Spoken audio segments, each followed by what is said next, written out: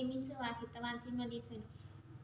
เป็นนักศึกษาแพทย์ปี1มื้อนี้สิมาสาธิตเกี่ยวกับการซักยาเข้ากำฉีด I am หัวข้อการซักยาเข้ากำฉีด I am เป็นวง90โดยต่อไปเราจะมาศึกษากรณีคนเจ็บเลยคนเจ็บชื่อนางหลาอายุ45ปีบ้านทงเมืองปากเซแข้งจังหวัดซักเขาสาเหตุเขาหมอคนเจ็บเมนมีอาการเจ็บท้องปั่นท้องน้อยนอนเตียงเบอร์5เขาหมอวันที่5เดือน7 2026โดยเขาจะมาไปสอบถามคนเจ็บเลยว่าสิตรงกับเอกสารเฮาบ่สบายดีแม่โดยแม่ซื้อยังเด้อายุจักปีแหละบ้านเมืองแพงเด้โดยหนูเอ็มมีชื่อว่าทิตวันชินวณิชเป็นนักศึกษาแพทย์ปี1เหมือนที่ลงมาเพื่องานอยู่ห้องหมอนี่เนาะแม่น้อสิประสงค์เพื่อเป็นนักซักยาหามเจ็บแม่น้อบ่ให้แม่เจ็บปั่นท้องนะยาที่หมอวางให้ก็คือเป็นยาโดสโกปันแห้ง20 มิลลิกรัมแม่น้อใช้ทงยาแม่ซื้อยามาล่ะบ่ลูกขอเบิ่งแน่โดยเดี๋ยวถ่ายลูกแป๊บหนึ่งเด้อลูกจะไปเตรียมอุปกรณ์ก่อนเนาะแม่เราถ่ายลูกแป๊บหนึ่งเด้อหลังจากเราเอายามาเตรียมอุปกรณ์แล้วหมดแล้วอุปกรณ์ที่เรามีเตรียมอุปกรณ์ครบหมดแล้วเรากลับมาล้างมือด้วยน้ำสบู่หาขั้นตอน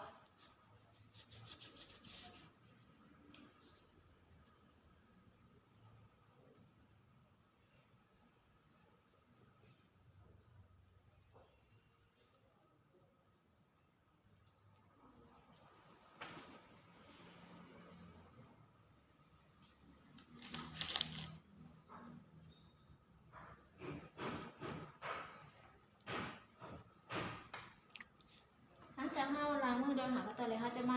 ใส่ถุงมือเก็บอุปกรณ์เลย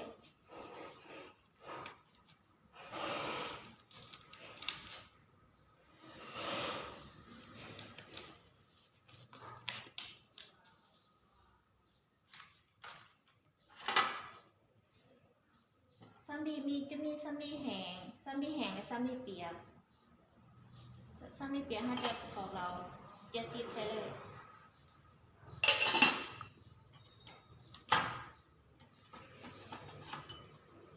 จะมาขีด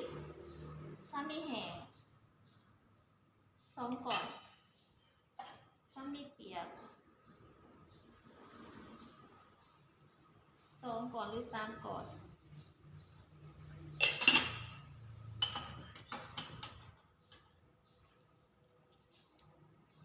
ก่อนเขาจะหักหลอดยาเขาจะมาเบิ่งยาของคนเจ็บว่าถือกับเอกสารหรือบ่ที่ว่าถือแล้วกับเอกสารแล้วเขาจะมาเบิ่งว่าวันเดือนปีผลิตที่ว่าบ่หมดกำหนดบ่หมดอายุแล้วเขาจะมาหักเลย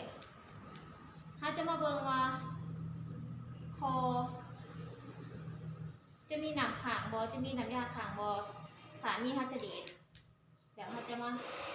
อันไว้หลอดยาด้วยซัมบี้เปียกแล้วเขาจะมาหักเลยเศษเกลียวเขาจะถิ่มอยู่ในฟองเศษเกลียว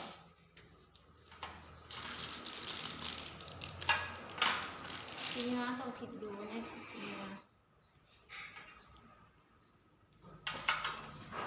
นี่จะเป็นหัวเข็มหยุด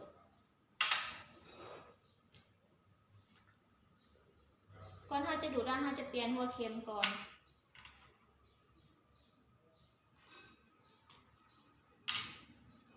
น่าจะมาดูดเลย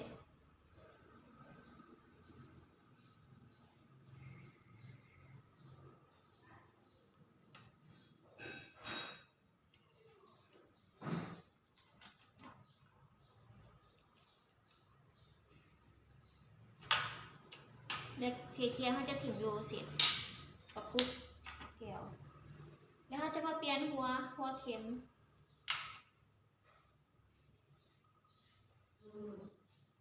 แล้วเขาจะมาลายอากาศไว้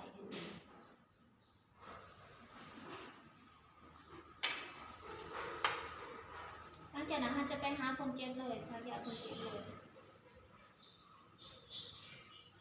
แล้วที่แม่อนุญาตเด้อลูกเสิร์ฟซักยาให้เจ้าเลยเด้อลูกขออนุญาตเด้อแม่เด้อถ้าทำกินไม่กินเลยเกิดยังไม่กินเลย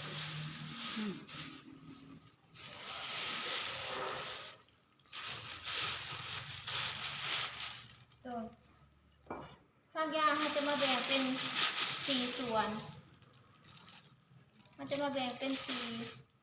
มันจะมาขีดเป็น4 ส่วนส่วนที่1จากกระดูกอะดิอักจากกระดูกอะดิอักหากระดูกเซกัมจากกระดูกเซกัมหากระดูกออกซิสจากกระดูกห้องก้นหาจากกระดูกห้องก้นหากระดูกห้องกกขาห้องขาตัวที่4เราจะมาเอากระดูกอะดิอักหากระดูกห้องขาเราจะมาขีดแบ่งเป็น4ขีดเดี๋ยวเราจะมาใส่เอามือหรือว่าเราจะก่อนเราจะซักเราจะมาเอามือเราให้มันเป็น1/4เราจะมาแปะใส่บนนี้เราจะมาซักอยู่ด้านนอกของกระดูกอะดิอักด้านเทิงด้านนอกของกระดูกอะดิอักหลังจากนั้นเราจะมาเขียนซักเลย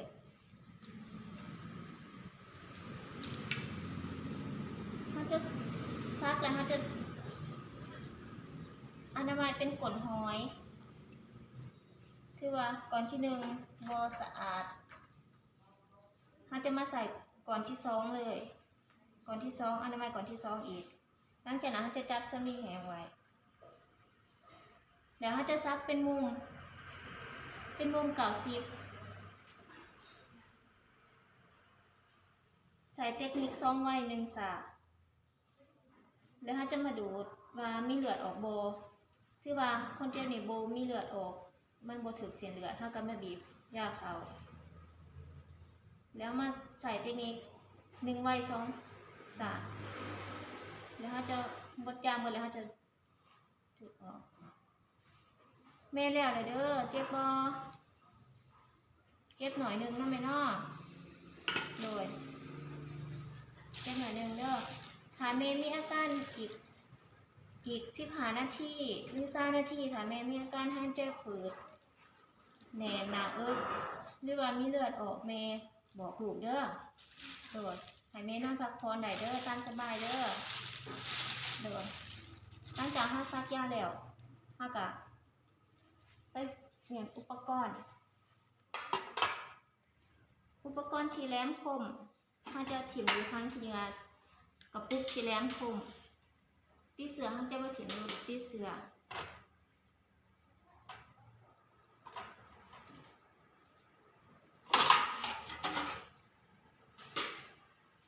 หลังจากนั้นเราจะถิ่มทงมือเดี๋ยวเราจะมาล้างมือด้วยเรา70ล้างมือด้วยหาขั้นตอนคือเก่า